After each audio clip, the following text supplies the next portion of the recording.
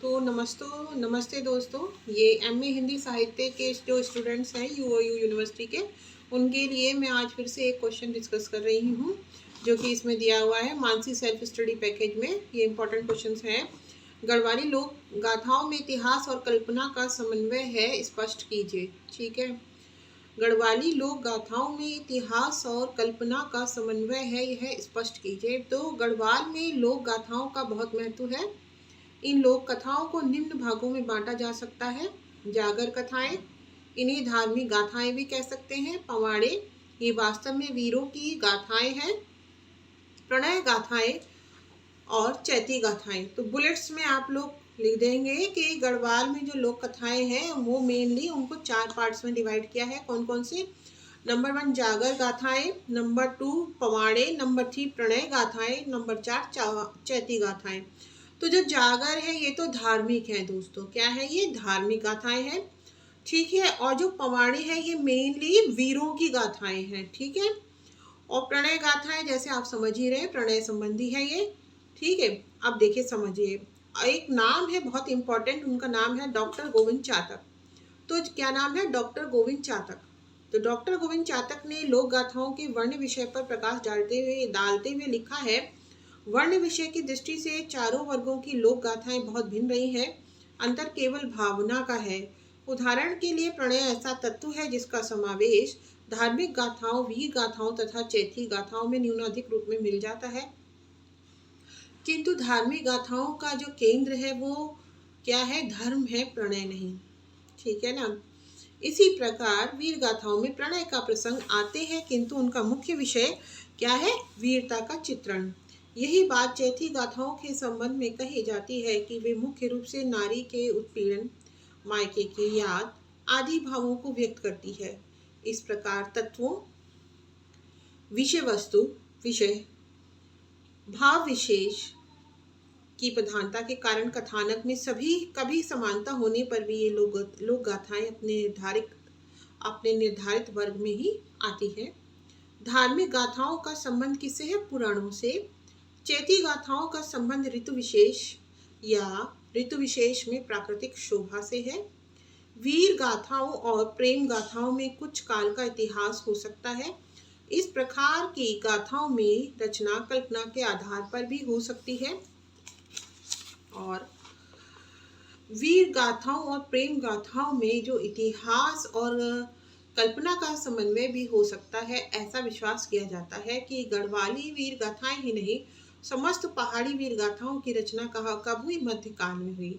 गढ़वाली भाषा की वीर गाथाओं का संबंध भिन्न भिन्न युद्धों से है। इनका समय सन 800 से 1700 ईस्वी तक माना जाता है। ये वीर गाथाएं कैसी है? अतिरंजना पूर्ण। क्या है? अतिरंजना पूर्ण। ठीक है। और इनमें सत्य को बहुत ही ज्यादा बढ़ा चढ़ाकर वर्णित किया गया है। तो ये गढ़वाल में नहीं है, हर जगह ही जो भी वीर रस की कविताएं हैं उनमें ये चीज मिलती है। अतिरंजना कल्पना के आधार पर ही अथवा कल्पना के सहयोग से ही हो सकती है। इतना होने पर भी इनमें ऐतिहासिक सामग्री का अभाव क्या है? नहीं है। और इनमें नाम और घटनाएं इतिहास से ही ली गई है। अधिकांश वीर गाथाएं सामंतों से संबंधित है। डॉक्टर गोविंद चातक ने स्वीकार किया है कि कत्यूरी राजवंश की समाप्ति के बाद गढ़वाल जो राज्य था वो अनेक गढ़ों में क्या हो गया? विभक्त हो गया। इस कारण गढ़वाल का शासन सामंतों के हाथों में आ गया था। ये जो सामंत थे ये सत्ता प्राप्ति और राज्य विस्तार के लिए आपस में क्या करते थे? संघर्ष करते थे। ठीक है। इनका संघर्ष चलता ही रहता था। इस संघर्ष में वे भड़ या भट युद्ध करते थे। यह भड़ शब्द संस्कृत के तत्सम शब्द भट्ट से संबंध रखता है। भट्ट सामंतों की सेना में अथवा सामंतों की सेना के प्रमुख थे। क्या? भट्ट कौन होते थे? इन सामंतों की सेना के प्रमुख होते थे। ठीक है। ये जो सेना में लोग युद्ध करते थे वो लोग होते थे सैनिक भट्ट। ठीक है। इन भट्टों में रिखोला, माधो सिंह, रणु, गड़ू, सुमरयाल और कालू भंडारी आदि प्रमुख हैं। इन्होंने सामंतों की सेवा में रहते हुए अनेक वीरतापूर्ण कार्य किए। इन्हीं भट्टों की वीर गाथाएं जो हैं पवाड़े कहलाती हैं। ठीक है। इनके जीवन काल में ही भाटों, चफ्पा, अथवा हुड़किया लोगों ने उनके जीवन संबंधी शौर्य घटनाओं को मौखिक वीर गाथा का रूप प्रदान किया। संभव है कि इन भाटों की मृत्यु के पश्चात उनकी रचना हुई हो। अधिकांश वीर गाथाएं अथवा पवाड़े अजय पाल, मानशाह तथा गुरु ज्ञानचंद से संबंधित है। इनके जीवन काल का आरंभ निम्नवत है। तो देखिए, जो मेन है अजय पाल, ये अजय पाल का जो ड्यूरेशन है वो क्या है, सन 1358 ईस्वी, 1358 ईस्वी।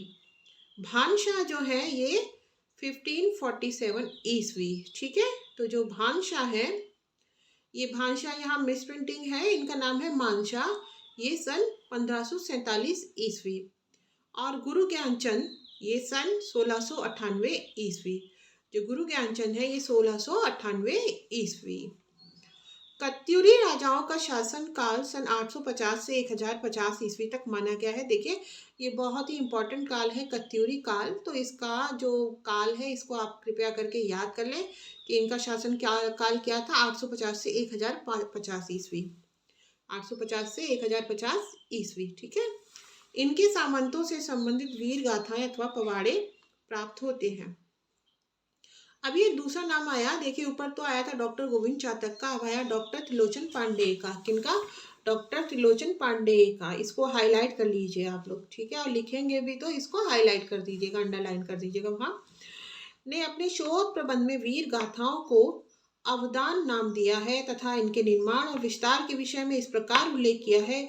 धार्मिक तत्व कम होने पर धर्म गाथाओं की परिणति अवदानों में होने लगती है, जो पात्रों की विशिष्टता लुप्त होने से सामान्य घटनाएं या कथा विधान मात्र रह जाती हैं। अवदानों का अध्ययन इस दृष्टि से किया जाता है कि देवी देवता आदर्श प्रतिष्ठित नारी पुरुष हैं। पूर्ण शक्ति से एक न होकर वे अपने विशिष्ट स्वरूपों का प्रतिनिधित्व करते हैं। उनमें मानवीय गुण होते हैं जो बदला लेने की भावना से प्रेरित भी हो सकते हैं। कालांतर में अवदानों के अंतर्गत प्राचीन वर्णनों के अतिरिक्त आधुनिक इतिवृत्त लिए जाने पर गाथाओं का स्वतंत्र विकास होने लगता है, जो स्थानीय लोगों का आधार लेकर बनती है। जाहर पीर की गाथा कुछ समांतरों के साथ पंजाब से लेकर ब्रज प्रदेश और हुमायूं के दक्षिणी तराई वाले भाग में जयपुर काशीपुर तक प्रचलित है। लाल नागरी लोग उसे लाल गुरु कहते हैं। प्रतिवर्ष देवता की भांति एक ऊंचे खंबे के चारों ओर पताकाएं फहराकर उसकी पूजा की जाती है। सूर्य की धर्म गाथा से उसका संबंध जोड़ा जाता है, किंतु यह प्रमाणित किया जा सकता है कि वह मूलतः एक मनुष्य था जिसे बीकानेर की गुरु भूमि बागड़ में गाड़ा गया। आवरों ने मनुष्यों के दैवीकरण का उदाहरण देते हुए कहा है कि पंजाब में कुछ लोग निकोलसन के नाम से जनरल निकोलसन की पूजा करते हैं। बुंदेलखंड में हरदौल की पूजा होती है। यहाँ कुछ लोक गाथाओं का सारांश दिया जा रहा है जिनके इतिहास और कल्पना का समन्वय स्पष्ट है। जगदेव पंवार की गाथा। परमार वंशी राजा कनकपाल विक्रम संवत 745 ईस्वी में कहाँ आए? चांदपुर। उन्हीं से गढ़वाल वंश का प्रादुर्भाव हुआ। देवताओं की बैठक में शिव पार्वती उपस्थित थे। नारायण ने ऐसे व्यक्ति को गढ़वाल का राज्य देने की घोषणा की जो अपना सिर काट कर दे सके। यह घोषणा सुनकर कालिका ने वचन दिया वे ऐसे व्यक्ति को ढूंढ कर लाएंगी। तीनों लोगों का भ्रमण करती हुई कालिका धारा नगरी पहुंची, जहां जयदेव और जगदेव नाम के दो भाई रहते थे। जयदेव कंजूस था। कालिका ने उससे भिक्षा मांगी तो उसने शिकार खेलने का बहाना बना दिया। जगदेव ने यह बात सुन ली। वह दुखी हुआ और उसने कालिका को निमंत्रित किया। जगदेव शेषधानी था। उसने दान के विषय में अपनी रानियों से पूछा। रानियों ने उसे अन्न धन और वस्त्र दान करने का परामर्श दिया। चौहानी रानी ने कहा कि दान के रूप में उसका अपना सिर काट कर दे दूंगी। यह सुनकर सभी रानियों ने उसे कोसा। चौहानी रानी ने सज धज कर वीरों का वेश बनाया और जगदेव के सामने खड़े होकर कहा, मैं अपने प्राणों का बलिदान दे सकती हूँ। चौहानी रानी की यह बात सुनकर जगदेव आंसू बहाने लगते हैं। उनकी भुजाएं फड़कने लगती हैं। जगदेव अपनी सोने की तलवार निकाल कर अपना सिर धड़ से अलग कर देता है। कालिका ने जगदेव का शीश अपने कमंडल में रख लिया और स्वर्गलोक चली गई। वहां 5 देवता बैठे थे। नारायण जगदेव का शीश देखकर प्रसन्न हुए। इसके बाद देवता धारा नगरी आए और उन्होंने जगदेव का सिर धड़ से जोड़ दिया। चौहानी रानी ने दिया हुआ दान वापस लेने से मना कर दिया। देवताओं ने यह सुनकर नया धड़ उत्पन्न किया। देवों ने मंत्र फेंका तो जगदेव जीवित हो उठा। देवताओं ने जगदेव पंवार को गढ़वाल का राज्य दे दिया। शीश दान करने के फल के रूप में जगदेव ने गढ़वाल का राज्य पाया और भोगा। अब इसी प्रकार ये सूरज कुंवर की लोक गाथा है। क्या है? इस लोक गाथा के सारांश का आधार मोहनलाल बाबुलकर का ग्रंथ, मोहनलाल बाबुलकर को आप जो है हाईलाइट कर ले, गढ़वाली लोक साहित्य का विवेचनात्मक अध्ययन है। नागवंशी सूरज कुंवर ने स्वप्न में ताता लुहागढ़ पहुंचकर रानी जोतमाला को देखा। जोतमाला ने सुरजू को उलाहना दिया कि यदि तू सिंहनी का पुत्र है तो मेरे वोट अंत में आना, यदि स्यारिनी का पुत्र है तो अपने भीमली बाजार में रहना। सूरजू कुंवर 9 दिनों और 9 रात तक स्वप्न का चिंतन करता हुआ अचेत रहता है। सूरज कुंवर की माता ने उसे उठाया और सचेत किया। सूरज कुंवर ने जाकर अपनी माता से कहा, हे माता, मैं ताता जुहागढ़ जाऊंगा। वहां की रानी जोतमाला ने मुझे उलाहना देकर कहा कि यदि तू सिंहनी का पुत्र है तो मेरे ताता लुहागढ़ आ। इसके अतिरिक्त सूरज कुंवर ने अपनी माता को यह निश्चय भी बता दिया कि वह या तो जोतमाला से विवाह करेगा या अविवाहित रहेगा। सूरज कुंवर की माता ने उसे समझाया कि जो भी ताता लुहागढ़ जाता है वह लौटकर नहीं आता। माता ने बताया, तेरा दादा, पिता और भाई ताता लुहागढ़ गए पर लौटे नहीं। माता ने अनेक प्रकार से समझाया पर सूरज कुंवर की समझ में नहीं आया। सूरज कुंवर की माता ने उसका दूसरा विवाह करने का प्रलोभन दिया, किंतु सूरज कुंवर पर उसका कोई प्रभाव नहीं पड़ा। ठीक है, कोई भी प्रभाव नहीं पड़ा।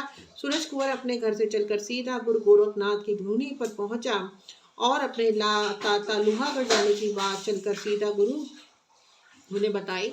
गुरु गोरखनाथ ने उसे भोग, शनि विद्या और पंजाब की चुंटो आदि दी। गुरु गोरखनाथ उससे कहते हैं कि यदि तुझ पर विपत्ति पड़े तो मुझे स्मरण कर लेना। उसके बाद सूरज कुंवर लौटकर वीरों का बना पहनता है और अपनी घोड़ी पर बैठकर चल पड़ता है। सूरज कुंवर नागमणि सेरे में पहुंचकर नागिनियों से घिर जाता है। सूरज कुंवर गुरु गोरखनाथ का स्मरण करते हैं।